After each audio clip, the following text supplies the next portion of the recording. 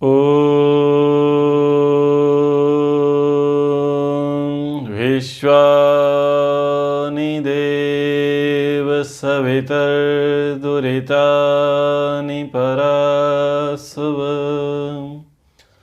यद्भद्रं तन्यासुव यद्भद्रं तन्यासुव। महाभारत शांति पर्व और आज से हम पराशर गीता का अध्ययन करेंगे। जैसा कि पिछली कक्षाओं में हमने बताया कि लगभग 7 प्रकार की गीताओं का वर्णन महाभारत में आता है।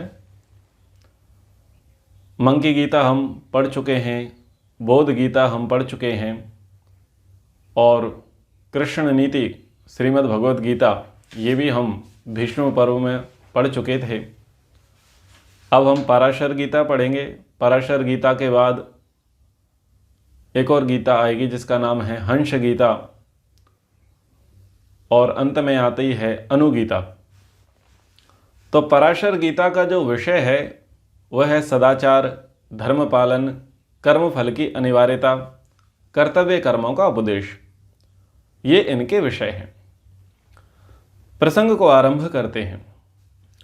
युधिष्ठिर सब जगह प्रश्न पूछ रहे होते हैं और युधिष्ठिर के प्रश्नों के उत्तर पितामह भीष्म जी दे रहे हैं और बहुत सारे प्रसंगों में पितामह भीष्म इतिहास का सहयोग लेकर के युधिष्ठिर के प्रश्नों का उत्तर देते आते रहे हैं।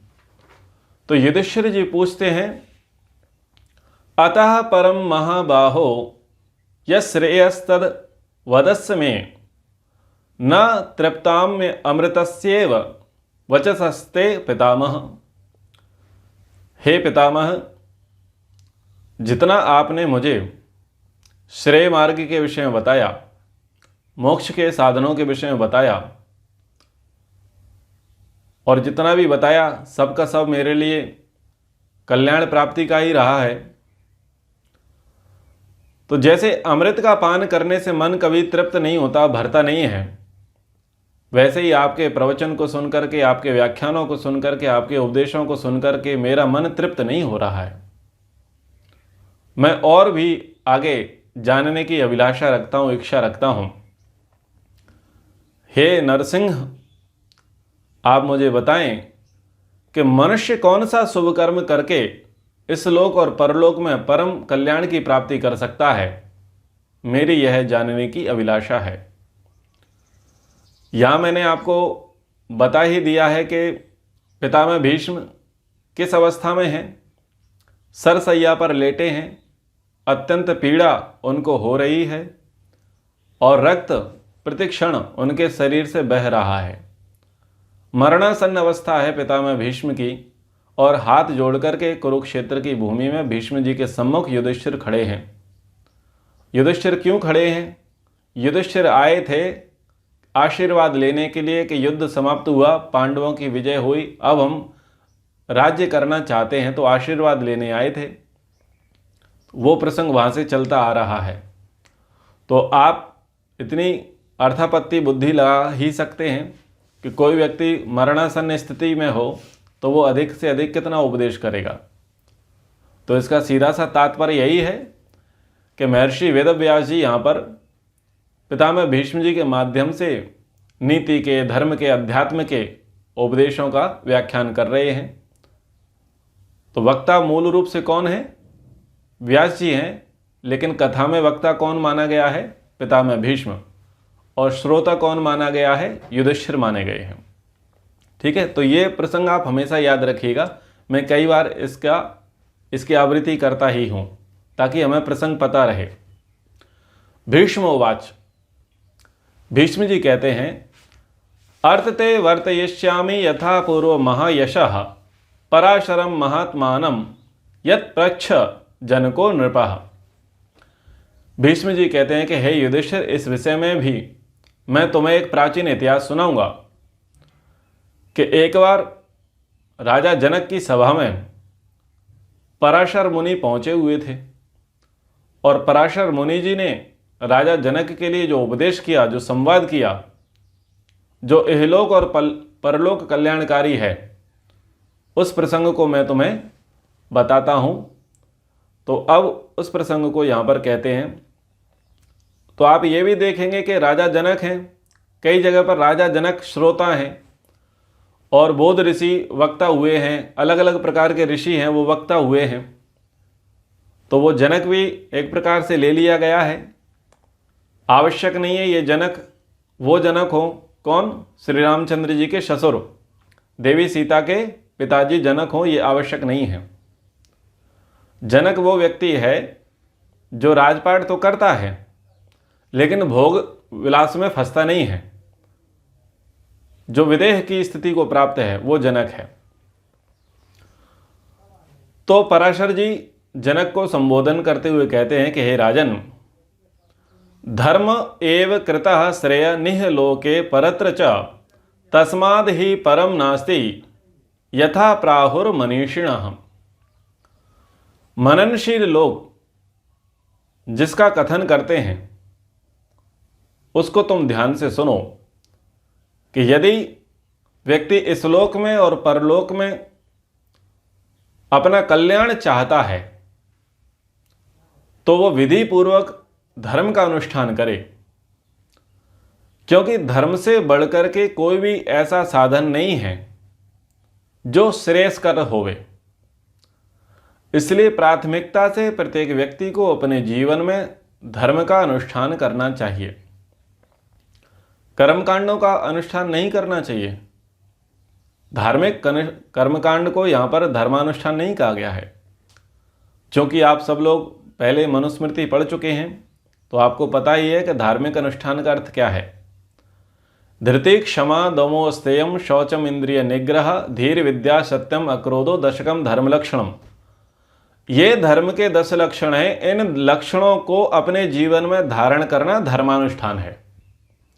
कोई व्यक्ति जीवन भर धैर्य का पालन करने का अनुष्ठान करे, कोई व्यक्ति सत्य बोलने का अनुष्ठान करे, कोई व्यक्ति आवश्यकता से अधिक वस्तुओं का संग्रह न करे, कोई व्यक्ति चोरी को त्याग देवे, कोई व्यक्ति मोह को त्याग देवे, कोई व्यक्ति मन इंद्रियों को संयम में रखे, कोई व्यक्ति बुद्धि को बढ़ाने के लिए प्रयासरत हो, कोई व्यक्ति संतोष का पालन करे, कोई व्यक्ति अंतःकरण की और बाहर की शुद्धि का पालन करे।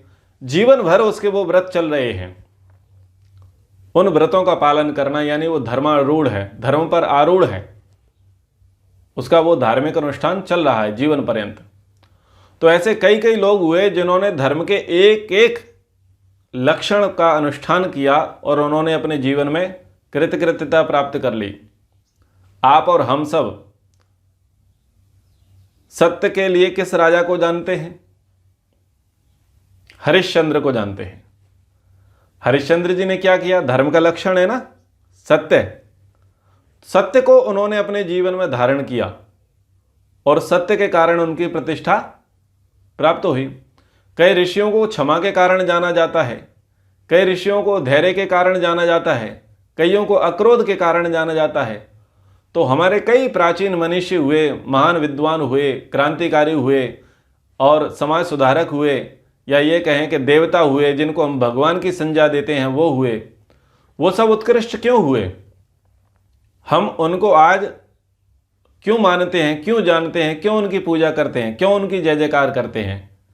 क्योंकि उन्होंने धर्माचरण किया। धर्म के किसी न किसी लक्षण पर वो आरूढ़ हुए और जीवन पर्यंत वो अपने धर्म से विचलित नहीं हुए। ठीक है। तो यहां पर पराशर जी राजा जनक को कहते हैं कि धर्म एक ऐसी वस्तु है जो व्यक्ति को इहलोक और परलोक दोनों में सुख पहुंचाने वाली है, दोनों में ही उसका कल्याण कराने वाली है। प्रतिपद्य नरो धर्मम स्वर्ग लोके महीयते धर्मात्मकः कर्म विधि देहिनाम नृपसत्तमम। हे नृपश्रेष्ठ, हे राजाओं में श्रेष्ठ, धर्म को जानकर उसका आश्रय लेने वाला मनुष्य स्वर्ग में गौरव पाता है। शास्त्रों में जो सत्यम वद धर्मम चर, सत्य बोलो, धर्म का आचरण करो, दान दो, यज्ञ करो आदि वाक्यों द्वारा मनुष्यों का जो कर्तव्य विधान किया गया है, वही धर्म का लक्षण है। तो यहाँ पर सत्यम वद धर्मम चर, दान दो यज्ञ करो, ये धर्म के छोटे छोटे उपलक्षण यहाँ पर एग्जाम्पल के रूप में यहाँ पर दे दिए। और जो धर्म को जान करके उसका आश्रय लेगा वो स्वर्ग में गौरव को प्राप्त करेगा। इस शब्द को आप समझें। स्वर्ग में कौन रहते हैं? स्वर्ग में देवता रहते हैं। तो देवताओं के बीच में वो गौरव को प्राप्त करेगा जो धर्म का आचरण करेगा। भाई श्रेष्ठों की संगति कौन प्राप्त करेगा? श्रेष्ठों की संगति वो प्राप्त करेगा जो श्रेष्ठ बनने के लिए प्रयासशील होगा, प्रगतिशील होगा, कर्मशील होगा। तो स्वर्ग में रहते हैं विद्वान, स्वर्ग में रहते हैं योगी, स्वर्ग में रहते हैं साधक, स्वर्ग में रहते हैं देवता। अब ये तो आपको बताने की आवश्यकता है नहीं कि स्वर्ग कोई अलग चीज नहीं है, अलग जगह नहीं है। जैसे लौकिक उदाहरण मैं आपको दूं तो एक सोसाइटी होती है जिसको पॉश कॉलोनी बोला जाता है, जिसमें फर्स्ट रैंक के ही अधिकारी लोग रह रहे होते हैं। और जिस कॉलोनी में फर्स्ट रैंक के अधिकारी रह रहे हों, क्या उसमें चपरासी शोभा को प्राप्त होगा? बोलिए, चपरासी शोभा को प्राप्त नहीं होगा, क्योंकि वहां कमिश्नर रह रहे हैं, आईजी रह रहे हैं, डीआईजी रह रहे हैं, मजिस्ट्रेट रह रहे हैं, कलेक्टर रह रहे हैं, बड़े बड़े रैंक के फर्स्ट रैंक के अधिकारी रह रहे हैं।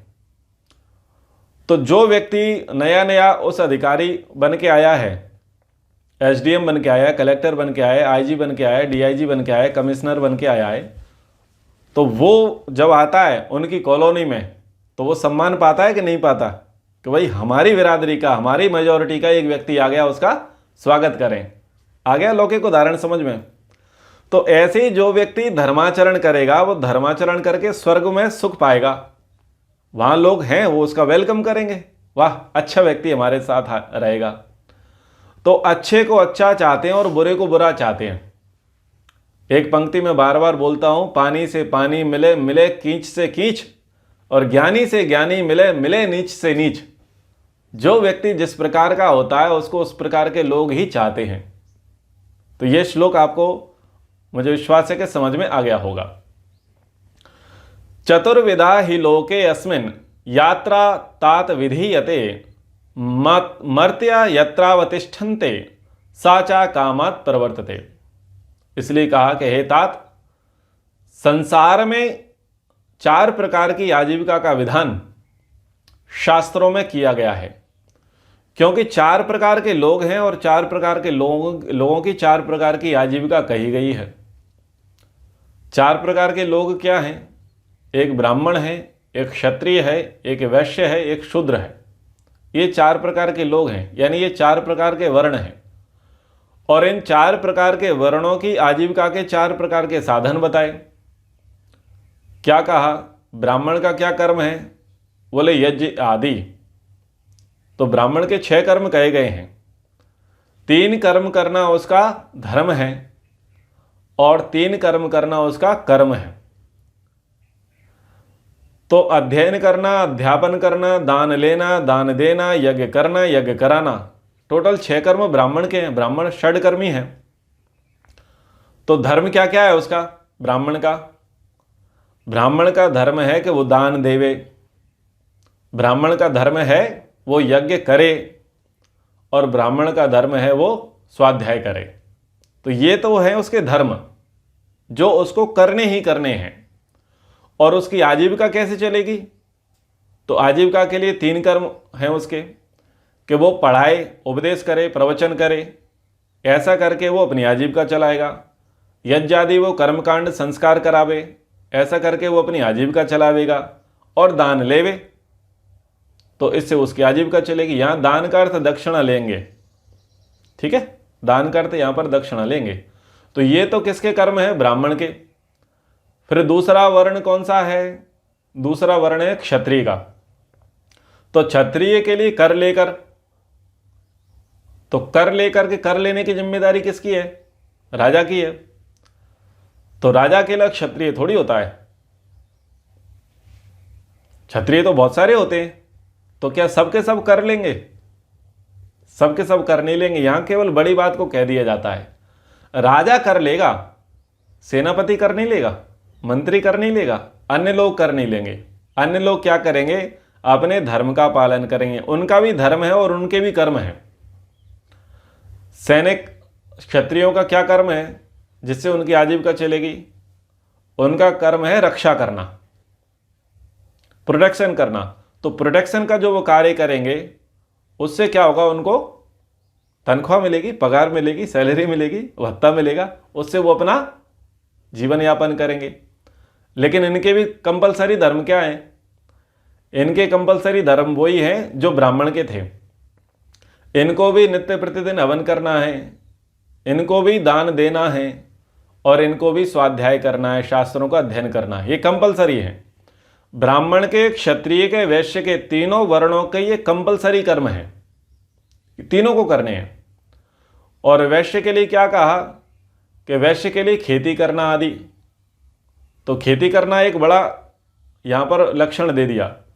लेकिन जितना भी आदान प्रदान है, वस्तु विनिमय है, क्रय विक्रय है, व्यापार की जो स्थितियां हैं, वो सब के सब किस में आएगा? वैश्य के कर्मों में आएगा। तो व्यापार के माध्यम से, वस्तु के क्रय विक्रय के माध्यम से, यानी प्रबंधन के माध्यम से, भरण पोषण के माध्यम से वो प्रजा को, राष्ट्र को, समाज को अपना सहयोग देगा और उसके बदले उसको धन प्राप्त होगा जिससे वो अपनी आजीविका चलाएगा। लेकिन वैश्य की भी क्या जिम्मेदारी है? वैश्य भी नित्य प्रतिदिन हवन करे, वैश्य भी नित्य प्रतिदिन दान देवे और वैश्य भी वेदों का स्वाध्याय करे। ठीक है। अब चौथा वर्ण कौन सा है? चौथा वर्ग कौन सा है? चौथा मनुष्य कौन सा है? वो है शूद्र। तो शूद्र क्या करेगा? इन तीनों वर्णों की सेवा करेगा। तो सेवा करना किसका धर्म हो गया है? शूद्र का। तो अब इसका भी धर्म है और इसका भी कर्म है। सेवा करना इसका कर्म है जिससे उसकी आजीविका चलेगी। तो सेवा को मैं बोलता हूं हेल्परी, असिस्टेंट। ब्राह्मण का असिस्टेंट बन गया, क्षत्रिय का असिस्टेंट बन गया या वैश्य का असिस्टेंट बन गया, उनके साथ रह करके वो काम करने लग गया। तो उससे क्या होगा? उसकी आजीविका चलेगी। तो सेवा करेगा तभी तो आजीविका होगी ना। तो इससे उसका घर गृहस्थी चलेगी, उसका भरण पोषण होगा। लेकिन दान इसको भी देना है, स्वाध्याय इसको भी करना है और अपने शूद्रपने से ऊपर उठ करके हवन का कार्य भी इसी को करना है। इसकी भी जिम्मेदारी है। ये मानता रहे कि भाई ये तो जीवन में करना ही करना है। तो शूद्र तो वस्तुतः वो होता है कि जिसको पढ़ाया जाए ना पढ़े, सिखाया जाए ना सीखे, मोटी बुद्धि का, ठेठ बुद्धि का, उसको शूद्र कहा गया है। तो ये चार प्रकार के लोग संसार में होते हैं, समाज में होते हैं। उन चार प्रकार के लोगों की ये चार प्रकार की आजीविका होती है, चार प्रकार के उनके कर्तव्य कर्म होते हैं। तो वो अपने अपने कर्तव्य कर्मों को करें निष्ठापूर्वक, ये धर्म का विधान है। इसको पालन करना भी धर्म है और ये धर्म का लक्षण है। ठीक है। आगे, सुकृताम सुकृतम कर्म निवेश्य विविधे क्रमे ही दशार्ध प्रविभक्तानाम भूतानाम बहुधा गति। तो अभी तक तो इन्होंने भूमिका के रूप में कह दिया वर्णों के विषय में, मनुष्यों के विषय में कि धर्म का आचरण करें, धर्म को धारण करें, धर्मानुष्ठान करें। लेकिन अब कर्म पर फोकस किया जा रहा है। धर्म का उपदेश करने के बाद कर्म का उपदेश किया जा रहा है कि जो प्राणी सुकृत असुकृत कर्मम निषेव्य, जो प्राणी नाना प्रकार के पाप पुण्य कर्म करके पंचतत्व को प्राप्त होते हैं, देह त्याग देते हैं, उनको मिलने वाली गतियां अनेक प्रकार की बताई गई हैं। यानी जो ब्राह्मण था, जो क्षत्रिय था, जो वैश्य था, जो शूद्र था, जिनके लिए कहा गया कि आप अपने अपने वर्णाश्रम धर्म का पालन करो और कहा गया कि धर्म का अनुष्ठान करोगे तो इस लोक में और परलोक में तुम्हारा कल्याण हो जाएगा। उपदेश तो दिया जाता है, लेकिन क्या सबके सब पुण्य कर्म करेंगे?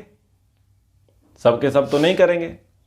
और पुण्य कर्म करेंगे तो गिन करके करेंगे, बता करके करेंगे। लेकिन पाप कर्म की कोई काउंटिंग है? पाप कर्म की कोई काउंटिंग नहीं है, कोई गणना नहीं है। तो कुछ ना कुछ उनसे पाप होते ही रहेंगे। पुण्य तो उनको समझ में आएंगे कि मैं ये पुण्य कर रहा हूं, लेकिन पाप क्या कर रहा हूं ये उनकी समझ से बाहर है। और मनुष्य एक ऐसा प्राणी है जो बिना हिंसा किए अपने जीवन को चला ही नहीं सकता। तो छोटी मोटी हिंसा तो होती ही रहती है, लेकिन फिर भी उसकी हिंसा की मात्रा अधिक हो जावे, पुण्य की मात्रा घट जावे, पाप की मात्रा बढ़ जावे, तो ऐसा नहीं है कि उसको पुण्य की ही प्राथमिकता मिले और उसको पाप ना मिले। लोग क्या कहते हैं कि भाई हमने तो जीवन में कभी किसी का बुरा किया नहीं, हमने बीड़ी पुड़िया तंबाकू सिगरेट शराब का प्रयोग किया नहीं, झूठ कभी बोला नहीं, किसी को मारा पीटा नहीं, चोरी डकैती हमने डाली नहीं, तो भगवान ना जाने हमारे साथ क्यों बुरा कर रहा है। जिनको सब लोग करते हैं, जिनको करना अधर्म माना गया, पाप करना माना गया, उनको तो तुमने नहीं किया, लेकिन पुण्य क्या किया? पुण्य तो कुछ नहीं किया ना। और जो अप्रत्यक्ष रूप से पाप कर्म हो रहे थे, हिंसा हो रही थी, अधर्म हो रहा था, उस पर तो बुद्धि गई नहीं, तो क्या उनका फल नहीं मिलेगा? उनका फल मिलेगा। इस पर व्यक्ति बुद्धि लगाता नहीं है। तो यहां अगले श्लोक में यही कह रहे हैं कि जो प्राणी, जो मनुष्य नाना प्रकार के पाप और पुण्य कर्म करके पंच तत्व को प्राप्त होता है। पंच तत्व का अर्थ क्या हुआ? दोनों स्थिति हैं, एक तो है वशमांतम शरीरम और एक है प्राप्तम शरीरम। यानी पहले पाप पुण्य कर्म किए नाना प्रकार के, और उनको करने के बाद उसने देह को धारण किया, एक ये अर्थ निकलेगा। दूसरा अर्थ ये निकलेगा कि मनुष्य जन्म में था, मनुष्य योनि में था, नाना प्रकार के पाप पुण्य कर्म किए और उसके बाद में जाकर के भस्मांतम शरीरम, देह त्याग कर दिया। तो वो जो प्राणी था जिसने पाप पुण्य कर्म किए, तो उनको मिलने वाली गतियां अनेक प्रकार की होती हैं। सबकी एक जैसी गति हो ऐसा नहीं होता। कर्म वैचित्र्यात् सृष्टि वैचित्र्यम, कर्मों की विचित्रता के कारण सृष्टि की विचित्रता, विविधता देखी जाती है। अलग अलग प्रकार के कर्म होते हैं और अलग अलग प्रकार के कर्मों के कारण अलग अलग प्रकार की योनियां होती हैं। आप अनेक कर्म करोगे तो अनेक कर्मों से एक जन्म बनता है, एक योनि बनती है। तो जो पाप अधिक करेंगे तो उनको तिर्यक योनि मिलेगी। तिर्यक योनि यानी तिरछी योनि। तो तिर्यक योनि क्या है? जो सीधे ना चलें, जो टेढ़े मेढ़े चलें, वो तिर्यक योनि होती है। तो टेढ़े मेढ़े चलने वाले कौन होते हैं? आप केवल एक प्राणी का नाम लोगे, वो है सांप, कि वो टेढ़ा मेढ़ा चलता है। लेकिन कभी मक्खी को देखा, मच्छर को देखा, पक्षियों को देखा? ये कौन सा सीधे चलते हैं? ये कोई सीधे नहीं चलते, कभी इधर कभी उधर, कभी इधर कभी उधर, ये भागते ही रहते हैं। ये भी तो तिर्यक योनि है। तो जो तिरछे भागते हैं, इधर उधर भागते रहते हैं, ये सारी तिर्यक योनि है। तिर्यक योनियों में कौन जाता है? जघन्य अपराधी, वो अपराधी जाता है। और पुण्यात्माओं को श्रेष्ठ मानव योनि मिलती है। तो अधम योनि है तिर्यक योनि, और श्रेष्ठ योनि है क्या? मनुष्य की। मनुष्य में भी किसकी? जिसके गुण, जिसके कर्म, जिसके स्वभाव अच्छे हैं, उत्तम हैं, उनको योगी का शरीर मिलता है, ब्राह्मण का शरीर मिलता है, विद्वान का शरीर मिलता है, अच्छा शरीर मिलता है, अच्छे माता पिता होते हैं। यदि आप जिस परिवार में जन्मे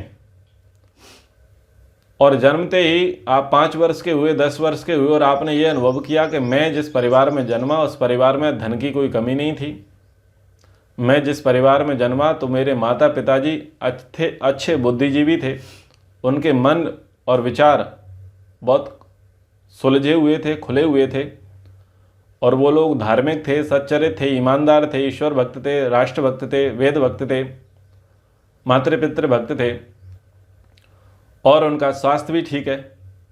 तो यदि आप ऐसे परिवार में जन्मे हैं तो इसका अर्थ यह है कि अभी आपको श्रेष्ठ योनि मिली है।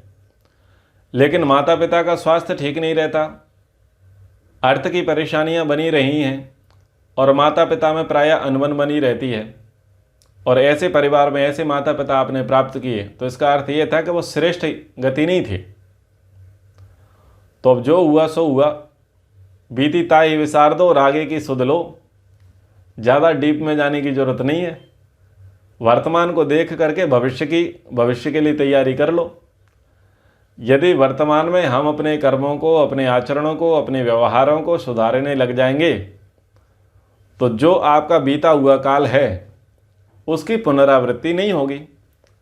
तो यदि आप बीते हुए काल की पुनरावृत्ति नहीं चाहते हैं तो ज़्यादा से ज़्यादा पुण्य कर्म करने के लिए प्रयासरत रहें। और जिनके पाप पुण्य समान रहते हैं वो साधारण मनुष्य के घर में जन्म पाते हैं, साधारण योनि उसको मिलती है।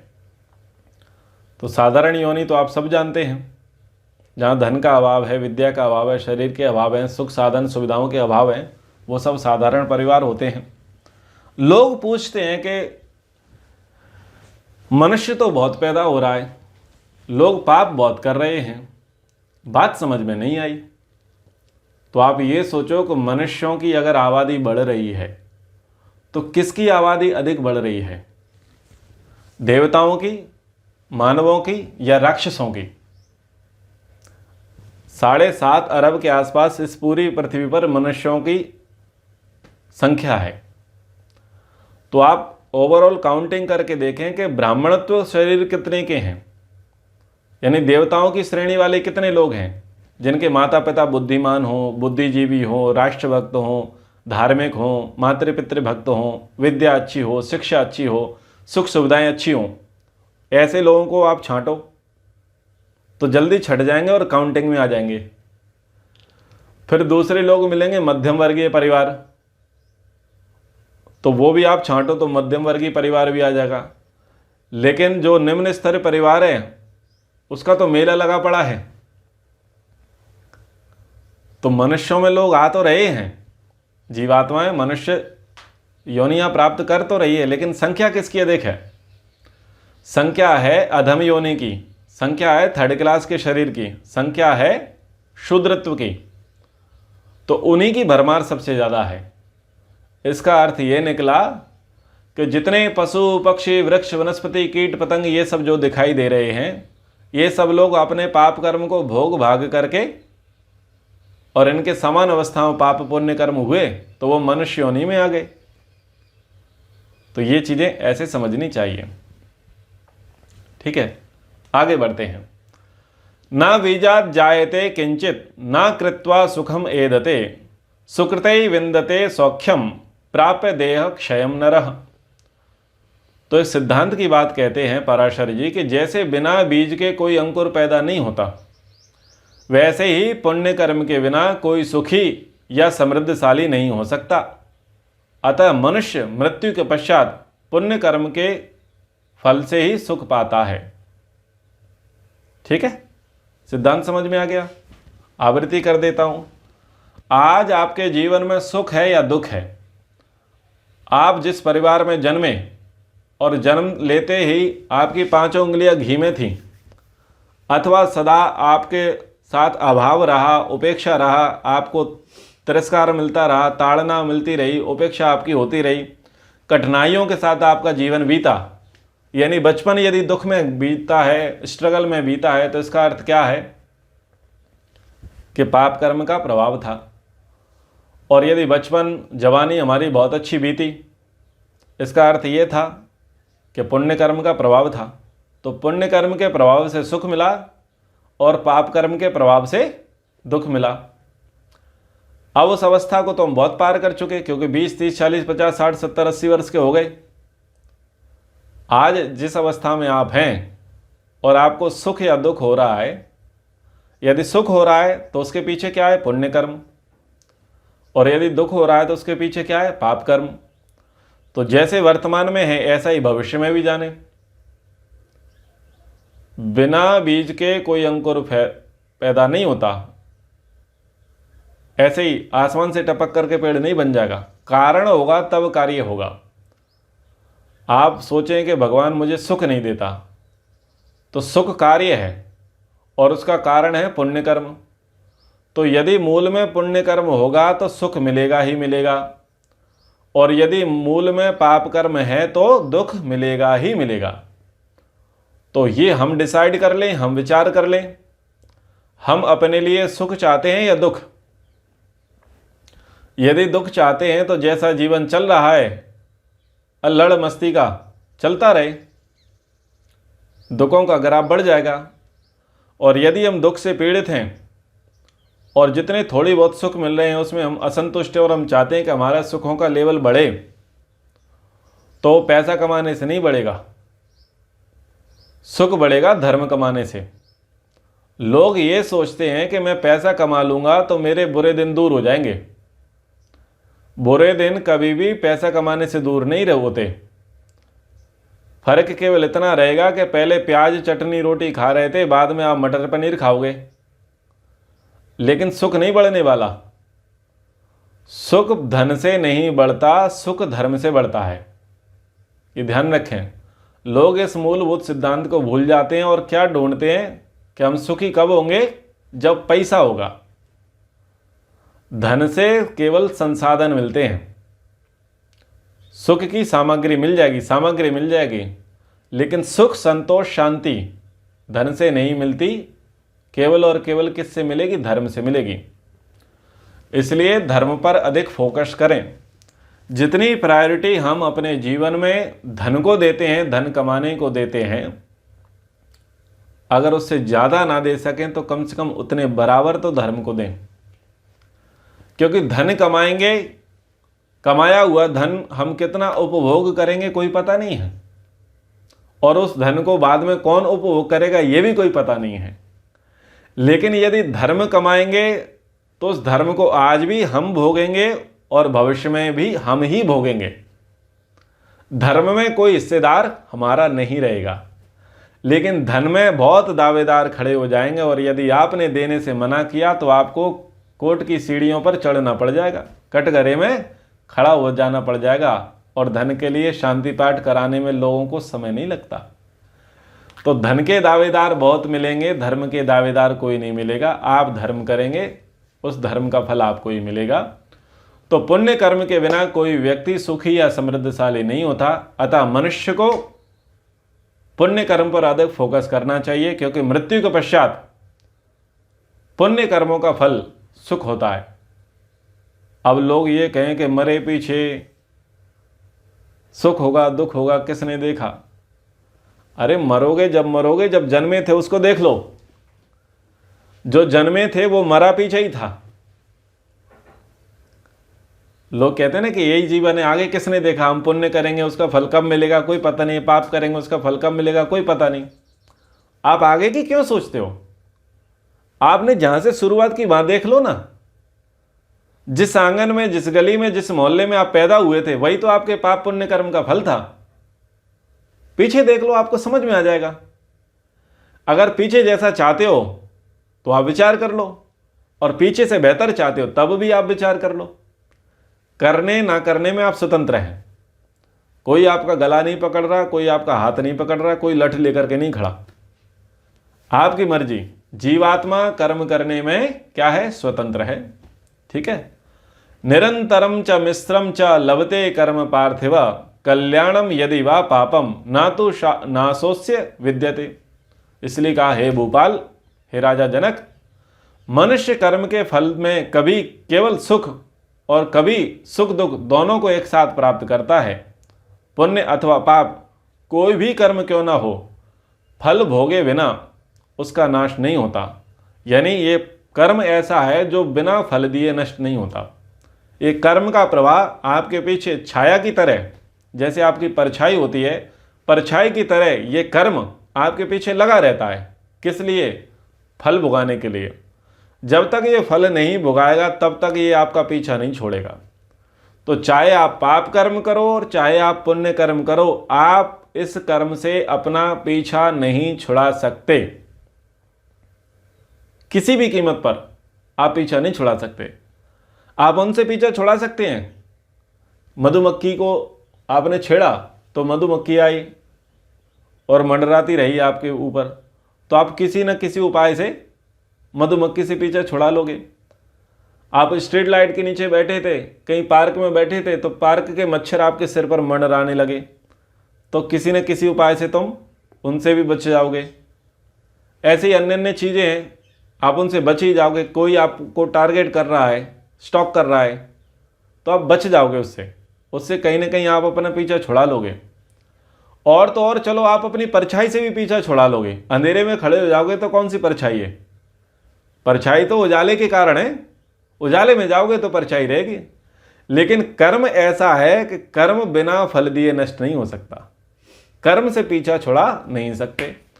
तो आज की कक्षा में ये आप ध्यान रखें, ये कक्षा आपकी आज की कक्षा का यही सार है।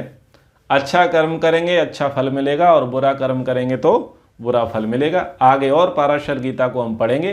कक्षा को यहीं पर विराम करते हैं। इति ओम शम।